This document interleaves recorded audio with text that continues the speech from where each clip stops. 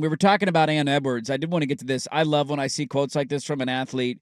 Him and one of our P1s brought this up at the fan text line, 503-864-6326, which, by the way, is also where you can get your mail sack questions in.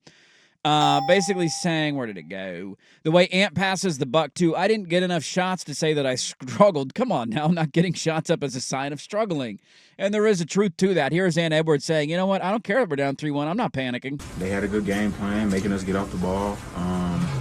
Especially for me, man, it was super in the gaps. I made the right play all night, so I don't really look at it like I struggled.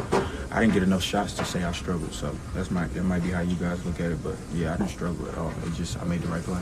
Yeah, that's the difference. Yeah, like it's an urge that I want to get the ball in the rim, put it up there, but you don't want to take bad shots and get your team out of rhythm. So just playing the game the right way, man, and that's what we did tonight as a team. No, I'm putting no burden on myself. Just try to win. The only burden I put on myself to try to win. We gave ourselves a chance tonight. We just didn't come out from the start with the same aggression that we did in game 3. We gave up 19 offensive rebounds and 21 turnovers. So they got 40 more possessions than us. So, and we lost by 2. So, I'm not saying that's good. I'm not saying that's bad, but we could take that and run with it. I mean, so we'll be all right. No, you won't. The series is over. And also, it just is a weird look. You don't give any wiggle room that they can come back win in this 3 in a row, 2 of them in Oklahoma City against that team, in which they've already been blown out twice. Yeah. No. And you just got the best game possible from your bench guys. Are they going to go do that again on the road? That's the biggest thing. Your bench guys went off everything. And DiVincenzo had one of those games like he did for the Knicks a bunch in the playoffs last year. Yep. He couldn't miss after being terrible early in the series. Remember how bad he was in game 1? He was 25% coming into this game. It was terrible. Then he goes off. Like, you can't blow a game like that at home when your role guys step up, because the role guys usually don't do that on the road. That was your chance, and you were in that game. It was the only competitive game of the series so far. You had an opportunity to win, and you let it slip through because OKC was too good offensively. And Ant Edwards is going to learn. It's a growth. It's a process. You just gave us in the last segment how young he is. Yeah. Dude, that is essentially, in my mind, an elimination game. Yep. You're down 2-1. You're at home. You got a chance to tie up the series, and all of a sudden we got a ball game here. Yeah. You took 2 shots in the first half. 2 and shots. That's the thing. Two. I know that you're getting blitzed. I know that you're getting trapped. I know that they're the coverages are tough. You got to get more than 2 shots. He loves to kind of go to the I was doing the feel out thing.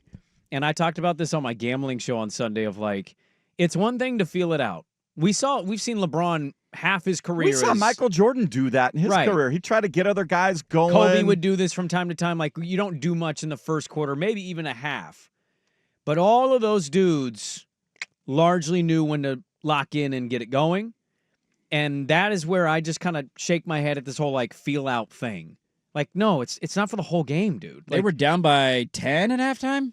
8? Yeah. I mean, it wasn't a blowout, but they were losing at halftime. The funny thing about Oklahoma City doing this is it's kind of flipped. He is actually the norm of young players who are supposed to be ascending, and they're not the norm for young teams at this point. No. They are already 4 years ahead of where they're supposed to be, given the timeline of the history of this league. God, I hate that franchise. And Ant Edwards is 23 years old. I mean, go through the history of the league. And outside of 1 or 2 guys, find the 23-year-old that leads the team to a title. It takes a long time for stars to do it. It does not happen. They're usually 28, 29 years old, 27 in some cases. That's the age they start to do that in. And so, it's weird that there's what we're talking about is a little odd, but also he has brought most of this on himself. You cannot be at the Olympic dinner with Obama in front of LeBron saying, I'm the best player here. You cannot say, who am I worried about? I beat Luka LeBron, and then be down 3-1. How did the Lakers feel watching this? Dude, we weren't even close to beating Minnesota. They didn't have a big. They didn't have a big. They're getting killed by OKC. So I think the whole thing is just it's actually more normal for what's happening to Ant Edwards, but also he's brought so much noise onto himself. Yeah. And Oklahoma City, as we talked about in the last segment, they're ahead of all of this. It's a good thing we already have our superstar on our roster in Portland because we're close to chasing OKC. We better find it this year, I'll tell you that much. We're close, though. We're close. We'll get it with the 11th pick. We got our guys already. We don't need it at the 11th pick. We already got our... We'll get it with the 11th pick. We're close to taking them down. You know SGA was the 11th It's not that big of a gap between OKC and Portland. We're right there. You know Klay Thompson was the 11th pick. That he was, Bob. And breaking news, Denny Avdia's contract gets cheaper. Every year. It goes down.